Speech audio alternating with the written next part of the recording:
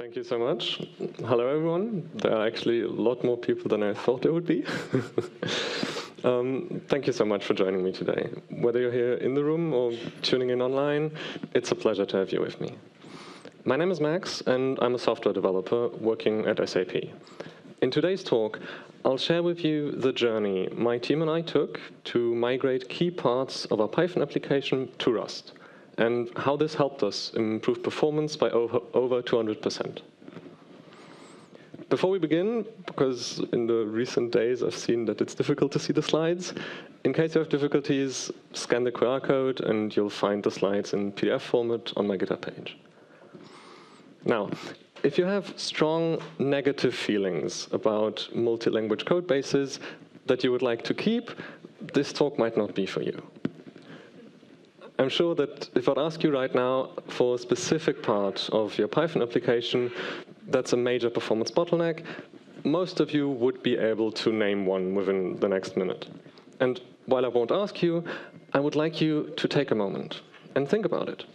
Think about the main Python application that you're currently working with and which part of it is the major performance bottleneck. My goal for today is that by the end of this session, you will be equipped with the knowledge to assess where Rust can improve your Python application's performance and how to integrate it in a reliable and observable way. We will focus on three things. First, we will see how we can identify which parts of our application are suitable for migration to Rust and why. Second, we will migrate those parts to Rust and deploy them in production. And I will show you how not to do it by sharing some of the mistakes that we've made over the past 2 years. And third, throughout the entire talk, we will distill a list of lessons learned when it comes to migrating code from Python to Rust. Now, not all of them will apply to your specific use case, but I hope that some will help you avoid mistakes that we've made. Before we begin with the journey, let me set the stage of our story with some exposition and world building, if you will. It's the beginning of the year 2016. The Brexit referendum was not due for another month. The number of people globally using mobile devices to access the internet overtook those using desktop computers for the first time. And the small team behind the CI/CD infrastructure of one of SAP's core products, the in-memory database SAP HANA, well, we came to the realization that off-the-shelf CI/CD tooling just wouldn't cut it anymore. A strategic decision was made. The team would build a custom task execution framework with built-in data management. Almost a decade later, and the now much larger team is still building and operating said task execution framework. Our production cluster spans more than 2,000 virtual machines and bare metal servers across a mix of public cloud providers such as AWS and GCP, as well as SAP's private cloud. With over 1.2 petabytes of memory and more than 250,000 CPU cores, the cluster executes an average of around about 170,000 tasks per day. That was the prologue, and we now move on to the main story and jump to the year 2023. As I've promised in the beginning, we will now follow the journey my team and I took to migrate key parts of our Python application to Rust. We will focus on two major problems: some unexpected low cluster utilization on one hand, and some increased data management overhead on the other. One beautiful Monday morning, a member of our team, this one actually, noticed some unexpected drops in the Grafana monitoring panel that shows our cluster utilization. And while we did have enough workload ready to be processed during the entire time frame, well, at times it seemed that we were unable to get it out onto the cluster fast enough as to keep the utilization high. And while this was not a common phenomenon, we had seen similar issues before. Such occasional times of unexpected relative low cluster utilization, they are generally an indicator for some performance bottleneck in our task scheduling. And they are, by an extent, also an opportunity for us to further increase the efficiency of our framework. While our team was still investigating the low cluster utilization issue, a stakeholder reached out to us about another problem. they had observed that the total runtime of their task was near twice as long when executed by our framework than when run locally. And while some overhead is expected because we have integrated data management, the scale of the described issue, it also prompted us to investigate. We will now follow the steps that my team and I took to analyze those issues, identify which parts of our system were performance bottlenecks and which of those would be suitable for migration to Rust. We'll start with the cluster utilization problem. Let me briefly describe to you how our task scheduling works, really on a high level here. A microservice, which we call the scheduler, receives so-called resource offers from the cluster. Such a resource offer originates from one of the hosts in the cluster and describes the attributes of that server. Think of things such as the compute resources, CPU and memory. The scheduler will periodically determine which of the tasks it knows are processable, and then try to match these tasks to the resource offers. Once a task has been assigned to an offer, we make sure that all required payloads, all data the task requires, is available, and finally we launch the task in a Docker container on the host. The problem that we observe is a low cluster utilization, despite having a high number of processable tasks. That means that the part of our code that we should be looking at, well, it starts with retrieving the list of offers from the cluster, and it ends with the part where we actually launch the task on the host. And what you see on the slide, it's actually a small part of the visual representation of OpenTelemetry traces. Let's now briefly talk about each of these spans. And even though this is a talk about migrating code from Python to Rust, the question, should I build this with Rust, is actually one that's best left for last. In my opinion, it does not make much sense to talk about a solution before one has understood the root cause. The first span we can see here is for the get resource offers from cluster function, and it's already quite fast, a couple of milliseconds, so let's just move on. The second span is for the get processable tasks function. It performs the necessary database queries to compute the list of processable tasks and retrieves their data from the database. As the data is stored as a serialized JSON string, we must first deserialize it on application side before we can actually work with it. And as we can see, it's this deserialization step that takes most of the time, over 1 minute here. And we could jump ahead now and say, hey, let's use Rust to make this faster. But maybe we should first try to understand the root cause. In this case, there are other factors that play a role than just the computational effort in deserializing the data. For instance, how large is a single serialized task? Does it maybe contain lots of redundant information? How many tasks are we even retrieving from the database with each iteration? And do we retrieve the same task maybe multiple times? These questions, and others like them, must be answered before we should even start to think about Rust. And in our case, we had lots of redundant information per task. Each iteration could retrieve well over 100,000 tasks, and most of these tasks would get retrieved over and over again before we would finally be able to put them on the cluster. By fixing these issues, that is, getting rid of the redundant information by improving the serialization format, limiting the number of tasks that we retrieve per iteration, and caching deserialized task data on application side, we were actually able to reduce the span from over 2 minutes down to 32 seconds. And this not only got us a step closer to our goal of improving task scheduling overall, but as a side effect, it also more than halved the size of our database table, from 3 terabytes down to 1. And I think there's a first lesson learned here. Just because we might have a silver bullet, Rust in this case, it's still worth the effort to try and understand the underlying root cause before we jump to solutions. Or, to put it bluntly, just because you have a beautiful hammer, it does not mean that every problem is best solved by hitting it on the head, right? And other reasons why Rust might not be the best choice here include the fact that Rust does not yet have a true SQL Alchemy equivalent, and also that others have already done the work for us. For example, with fast JSON parsing libraries that are written in Rust, such as OJSON. The third span is for the match tasks to offers function. It takes the list of processable tasks and the list of resource offers and then computes a numerical score for each offer. The lower the score, the better the offer fits the task. And offers that don't fit, well, we just put them aside for lower priority tasks. While this is the part where we spend most of our time, each individual child span is quite short. It's just we have a lot of them.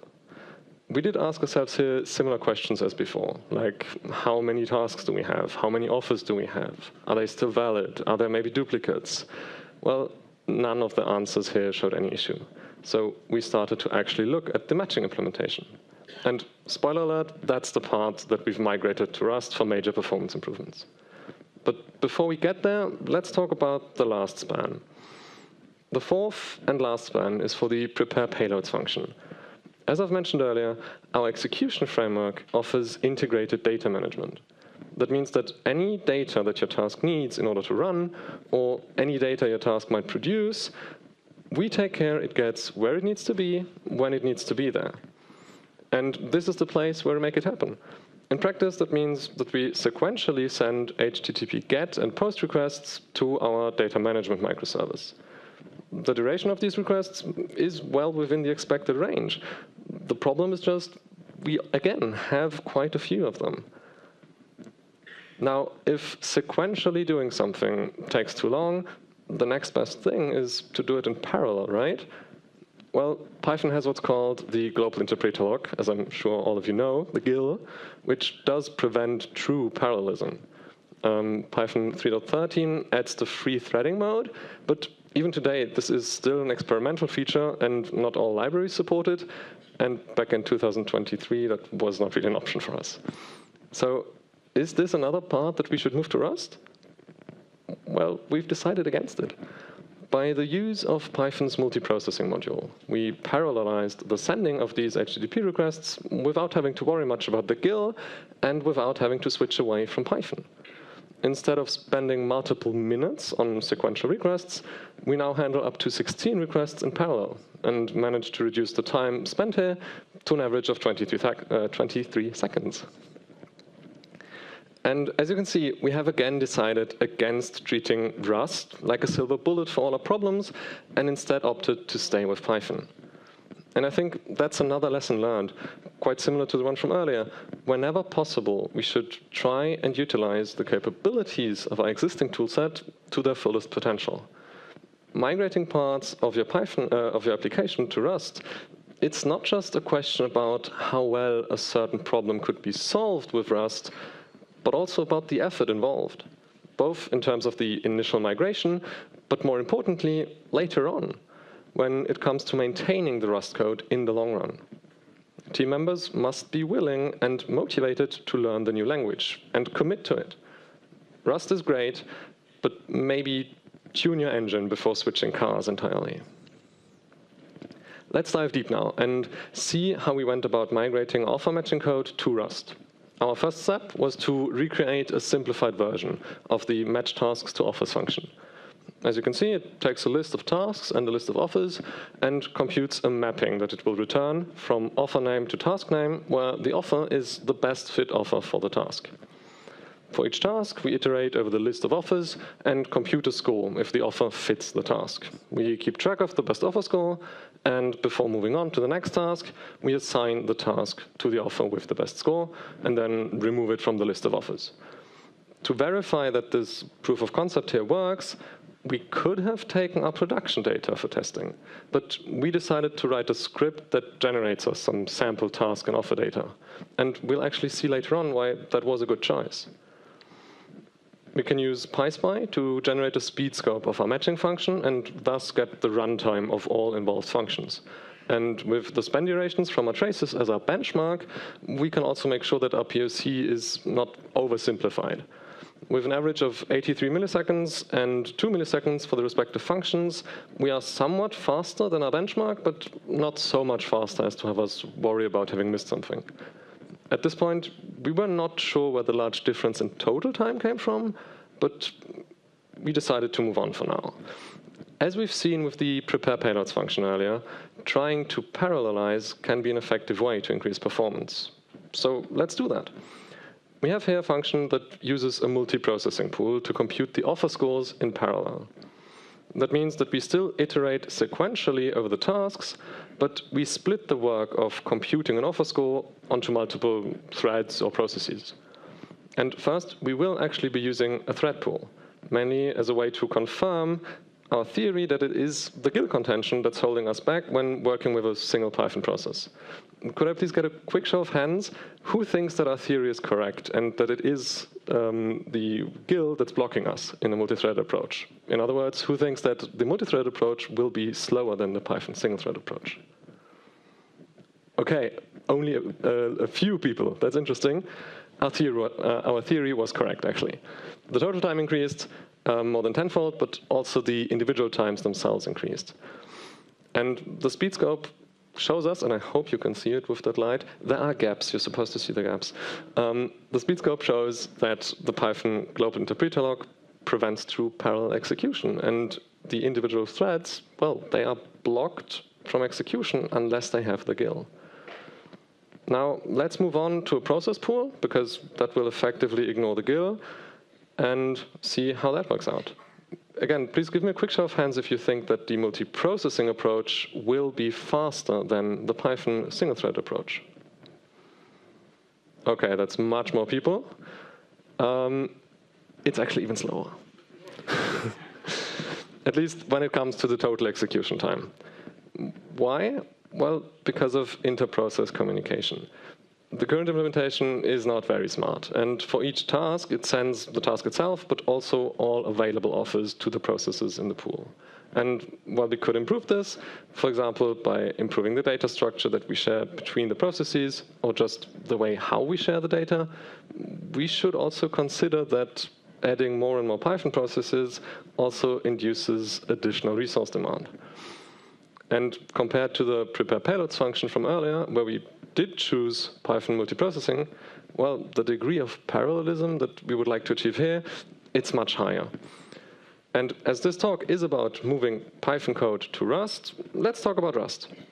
We have translated the single-threaded Python implementation to Rust. And we're using Pio3 and Maturin to produce a Python module that we can import and call from our Python process. The implementation is essentially the same as the Python one, just a different syntax. Now, last show of hands for today. Who thinks that this Rust implementation is now faster than the Python implementation? OK, that's great. Most of the people are convinced Rust is faster. And you're right, it is.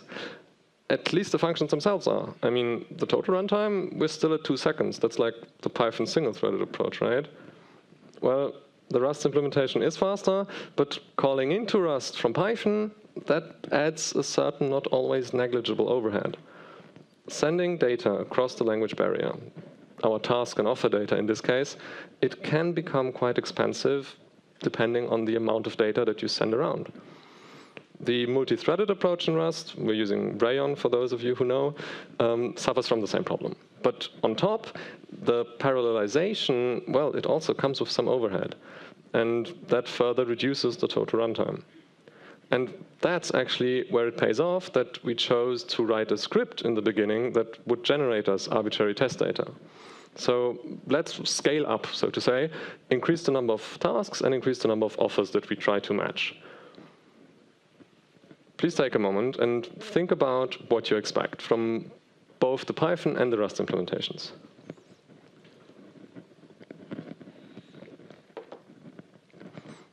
Now, our Rust implementation is much faster, and by a lot.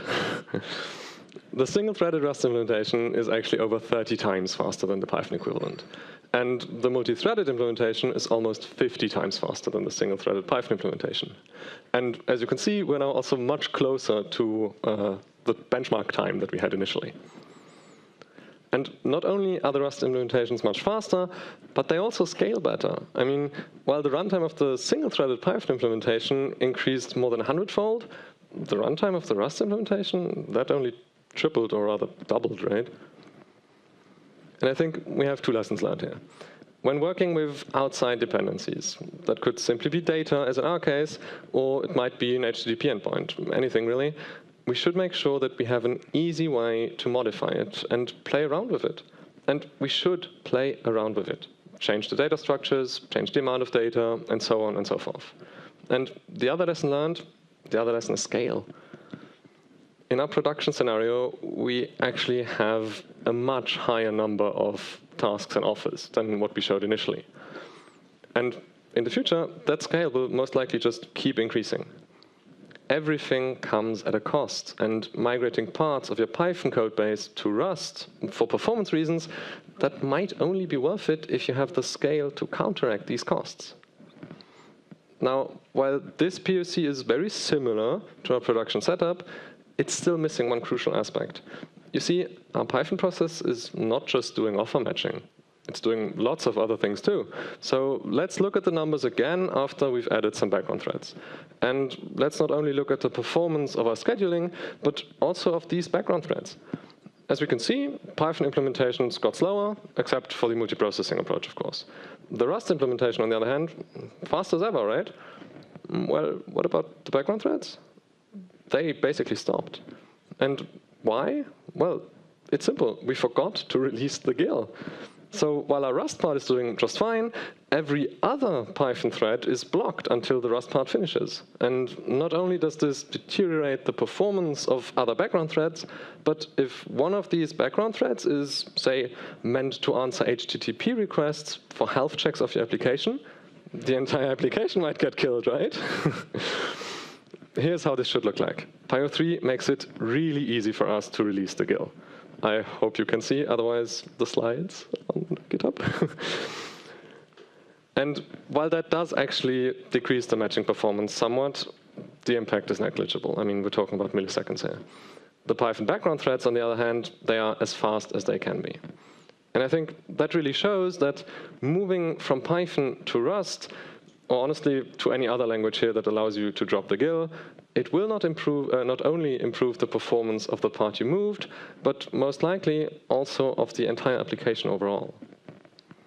With that, we have successfully improved our task scheduling performance by reducing the entire matching duration from over 8 minutes down to less than 1. And we've also managed to increase our cluster utilization from 60 to over 70%. Let's get back now to the other problem, the data management overhead. As our production cluster is spread across multiple cloud providers and thus physical locations, we have dedicated cloud storage solutions for each location. And once the Docker container for the task is launched on a host, well, all the data that's required for the task's execution, it first needs to be downloaded from the nearest cloud store to the host before we can actually do some work.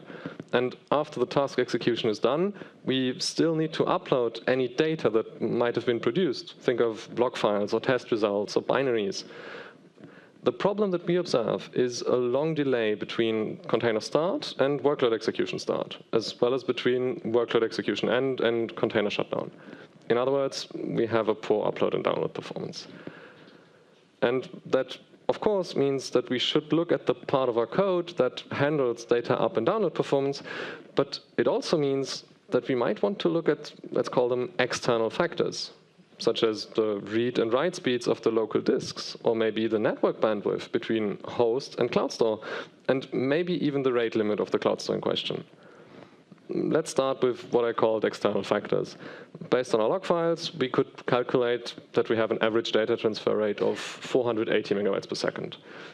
That's actually nowhere near the limits of neither the host local disks nor anywhere near the limits of the cloud store. And based on monitoring data from our network team, we could also confirm that we are not reaching the network bandwidth limits. So it is our fault that things are slow. Similar as before, we have a POC that recreates a simplified version of our production setup, in this case, copying data on disk. And we have, again, a script to generate random data. As we can see, the Python and Rust implementations, they are very similar in terms of performance. And while using asynchronous code to read and write concurrently does increase our throughput, the difference between Python and Rust, it's still negligible. And that's because the main limitation here is I/O. Rust offers an easy way to use the IO-Uring Linux kernel API, namely glom.io or glomijo, I'm not sure how they want it to be pronounced. And that does significantly improve performance. But Is simply using IO-Uring already the best we can do? I mean, Python most likely also offers a good IO-Uring abstraction, right? So why go with Rust? And to answer that question, again, we must try to better understand how our simplified setup differs from our production setup. Our production setup is rarely copying data on disk. It's either reading from disk and writing to Cloud Store, or it's reading from a Cloud Store and writing to disk. And IO-Uring does also help with socket read and write calls, but as we've seen before, Rust truly excels when it comes to parallelizing things. And in our case, most of our cloud storage solutions actually offer an S3 API.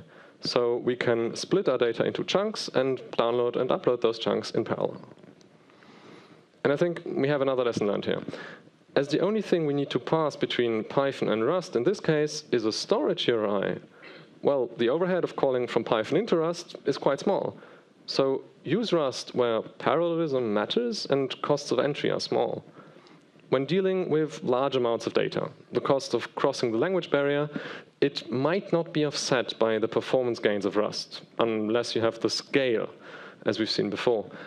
But in this case, well, when your workload allows for high parallelization and little to no data needs to be passed around, moving to Rust will increase your performance. Now that we've two working POCs, one that improves our task scheduling performance and one that improves our data management performance, let's talk about how to get them production ready. Had a certain character from The Lord of the Rings been with us at the time, he might have told us one does not simply deploy to production. But when we saw the potential in our Rust implementations, we initially got a little carried away. And we were overexcited and maybe focused a bit too much on getting it out in production quickly. The end result was a poorly designed API that needed multiple breaking changes and some very stressful bridge calls, during which we found out that our breaking changes are now breaking our workload. And there are, again, a few lessons learned here.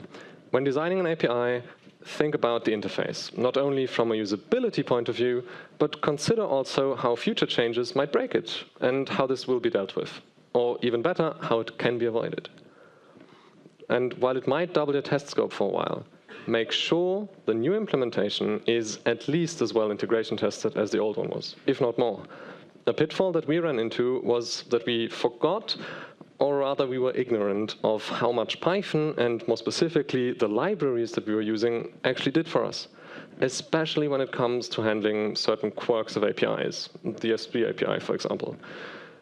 End-to-end integration tests will save you here. And while it might be obvious, I think it must be said. Write your unit tests as close to production as possible.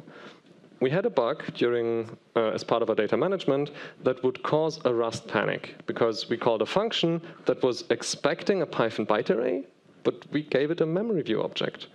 And our unit tests, they made sure byte arrays are supported.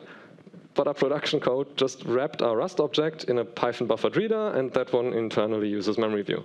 We could have just tested with the buffered reader, but yeah, we didn't. Especially integration tests for the Python to Rust interface should cover every aspect. For instance, the initialization of the observability stack in our Rust extension was misconfigured for a while, and it left us blind for a couple of hours before we actually found the issue. And while we are on the topic of observability, in our Python environment, we're used to Sentry events and OpenTelemetry traces, but how does that work in Rust, and how can we integrate it with Python? Well, both OpenTelemetry and Sentry offer official Rust SDKs, so that's easy. And the Rust tracing crate from the Tokyo project is not only very powerful in its own right, but it also can be taught to speak OpenTelemetry. And configurations such as a Sentry DSN or ingest keys or anything you might need there can easily be made available across the language barrier via environment variables. What becomes interesting, though, is when we want to be able to follow our execution flow across the language barrier. Here's what we did. Say we have this doWork function, which is a Python function that is being traced. It calls another Python function, but it also calls a Rust function.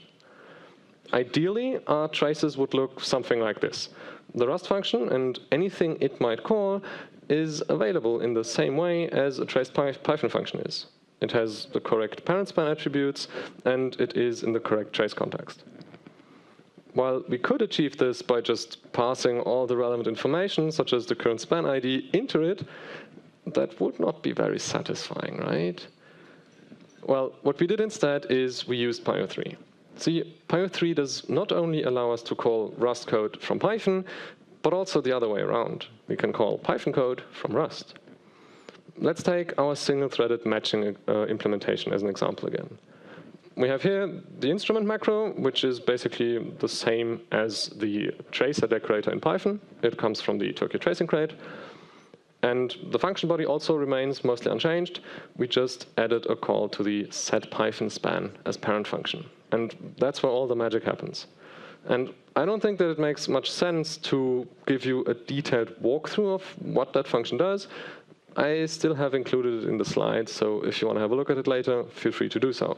For now, let's just quickly go over it and see what it does. We first get the current tracing Rust span. And here we can already exit early if tracing is disabled. Otherwise, we continue, and we retrieve the current Python span context. How do we do this? When we first call this function, the function calls from Rust into Python and imports the OpenTelemetry trace Python module. The module is cached so that later calls don't need to re-import it. We then call the necessary Python functions from that module so that we can get the current span context, the Python span context, that is. And from that, we can then extract trace ID and other relevant information later on. If the trace ID is 0, that simply means there was no active Python span context, and we can again exit early. If there was, we build a Rust span context from the Python span. By setting the isRemote flag to true, we tell OpenTelemetry that this context was propagated from a remote parent, our Python application in this case. And lastly, we just create a new Rust OpenTelemetry context from that remote span, and we configure it as the parent context of the current span. The beauty of this approach is that the caller, it doesn't need to care about tracing. It just works. And the same approach can also be applied when calling Python functions from a Rust application. Let's move on now and come back to some of the mistakes that we've made and some of the unexpected issues that we've encountered in the past 2 years. A very basic thing is how to build the production wheel. When we started with our POCs, the speed of the Rust implementations did not really live up to our expectations. Using the release profile when compiling the Rust code is what helps. I mean, obvious, right? Another thing to watch out for is version compatibility. Our Python application supports all Python versions from 3.9 onwards. But certain PyO3 features that we wanted to use, they required a newer Python ABI. So make sure that the PyO3 and Rust C versions are compatible. Yes, but also make sure that everything still stays compatible with the oldest Python version that your code is still meant to support. When we introduced the Rust extensions, we made sure to guard the new code paths with feature toggles. This way, as long as the toggle stays off, the old implementation is used and everything just works. And once we turn it on and things go sour, we can always turn it back off again, right? Well, that's what we thought. We spent multiple days with the new Rust extension enabled, and everything just worked fine. On Friday evening, we checked our monitoring one last time. Everything's still green, everything running smoothly. It worked. Well, until it didn't. Monday morning, our production cluster was down since 36 hours. While the feature toggle did help us to quickly mitigate the issue once we've become aware of it, it did not prevent the outage over the weekend. Maybe we went a bit overboard, but we have a lesson learned here. Prepare for failure. Anything that can go wrong will go wrong. In addition to the feature toggle, that we also wrapped any calls to our Rust extension in an accept exception block. This way, we make sure that we get sentry events and logs about the issue, but we also make sure that our legacy implementation jumps in and prevents the outage. That will, of course, be removed from the code base alongside the legacy implementation once we are confident of the new implementation. And yes, having unit and/or integration tests that cover all possible cases is preferred, but the reality is you just can't foresee every problem. especially during the migration phase. Keeping the legacy implementation as a fallback, that's worth 100 feature flags. Now, why did our implementation break over the weekend? Because it was too good. Turns out, if you manage to put much more workload onto your cluster and parallelize most of the data transfer, reaching your network bandwidth limits and overloading a cloud storage system, that's easier than you think. For 8 hours, we were maxing out our routers, causing large-scale package drops, not only for us, but also for other SAP internal development teams. We also overloaded the cloud storage system with more than 100,000 parallel requests per minute for multiple hours. That resulted then in such fun things as data getting overwritten by out-of-order request processing. We are since then in very close contact with the vendor to get that fixed. And while the issue was at first caused by how well our system performed, the reason it persisted as long as it did, that was partly our fault. You see, we had configured a timeout of 30 seconds for most HTTP requests. And that meant that we would keep bombarding an already overloaded cloud storage system with retry after retry if one of these requests takes longer than 30 seconds. And the last lesson learned for today. Prepare for failure, yes, but do also prepare for success. And more importantly, prepare for success to turn into failure. Know the theoretical limits of your systems and try to understand what might happen once you reach them.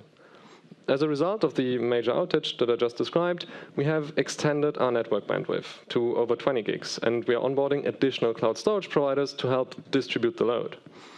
It was also an important reminder for us to have proper timeout values and retry strategies in place. Now that we've reached the end of the journey, let's recap. Everything I've just shared with you was our journey to drastically increase our task throughput. When we started our journey in 2023, our framework managed to execute 170,000 tasks per day, and we had an all-time high of 380,000 tasks. In 2025, we now have an average of 340,000 tasks per day and an all-time high of almost 1 million.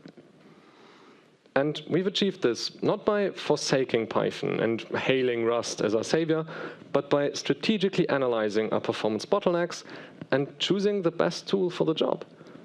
And I hope that you will be able to draw from the mistakes that we've made and the lessons learned that we've derived from them, so that you can improve the performance of your applications in a similar way. Thank you so much for your time.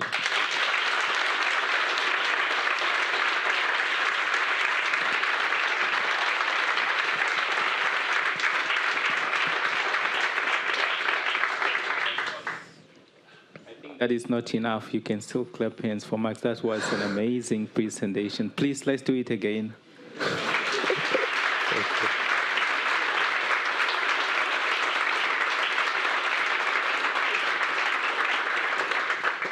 Thank you. Let's slide into Slido. The audience has some questions for you.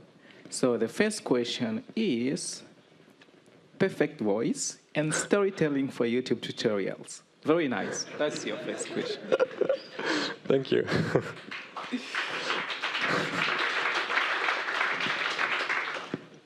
So the second question is, was there a reason for using multiprocessing over usually more lightweight and ergonomic Essential to concurrently perform HTTP requests?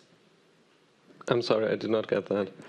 Was there a reason for using multiprocessing over usually more lightweight and ergonomic Essential like async? Yes, right? Okay, yeah, I got that to now. Concurrently perform HTTP requests. Yeah, I think we've seen that in a talk yesterday, that asynchronous code can help you, but it still most of the time operates on one thread. And in our use case, our main application that's handling those HTTP requests, it has more than 200 background threads already. And if you have just one thread that's trying to do asynchronous HTTP requests, that still won't help you. And adding more background threads will also not help you. That's why we chose the multiprocessing approach. Good. The second question is, what was the impact on memory usage? Ooh, that's a good one. Maybe contrary to popular belief, I guess, it went down. You see, in Rust you have fine control over how to organize your memory. And that makes it very easy to reduce the memory footprint of your applications. Okay. What are good data structures to pass to Rust? Do pandas data frames work? They might surely work, yes. I think it's less about the data structure that you're passing, but more about the size of it in total. And also what you're doing with it later on. I mean, maybe to give you a rough example, maybe I can go back to that slide. When we increase the number of tasks, right? Where is it? There it is.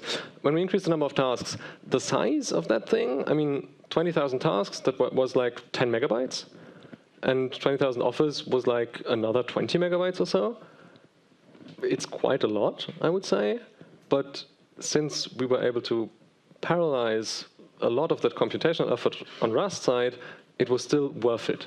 So yes, crossing the language barrier, the time it takes to do so increases with increased data size. But if in the end you can really benefit from Rust, it might still be worth it. I think the most important thing to take away is try to understand what is really limiting you, and then build POCs, play around with data, and try to get a feeling for what can help your specific use case. Great. How would you compare the profiling benchmarking tools between Python and Rust? Currently, I mean something like Criterion, Cargo Flame Graph in Python. Okay, I mean, for Cargo Flame Graph, there is PySpy for Python, so I think that would be a good alternative. And that's actually what I've used. I've used Cargo Flame Graph on Rust side and PySpy on the Python side. And I've also just used the built-in tooling of Python standard library, which allows you to kind of measure CPU times and also memory consumption. Yeah, for other tools, honestly, I don't have any recommendations. All right, let's take two more questions. What was the motivation to implement the application in Python in the first place? Go and Rust would also have been good choices for the whole microservices. Good point. We started that thing in 2016, and we wanted to get it out in production quickly. So Python was our way to go. Back then, Rust was not yet as popular as it is today, and I think we just had a preference for Python over Go. Yeah. Okay. Did you run into problems with the features of Py03? Was there something not supported what you needed? Yeah, the memory view and PyByte array thing, for example. As I said, we support from 3.9 onwards. For 3.9, you need Py03 does not, out of the box, support memory view because that only comes in with the buffer protocol, which needs a higher Python ABI version. So we actually had that problem, and it broke our production system. Okay, let me take the last question. Which tools did you use for measuring the performance of the implementations? How did you interface Rust in Python? As I said, for the performance measuring, mostly PySpy and Cargo Flame Graph. I hope that answers the question. If you have more questions, honestly, just come talk to me later, or you can also write me on LinkedIn or wherever. Happy to talk to you.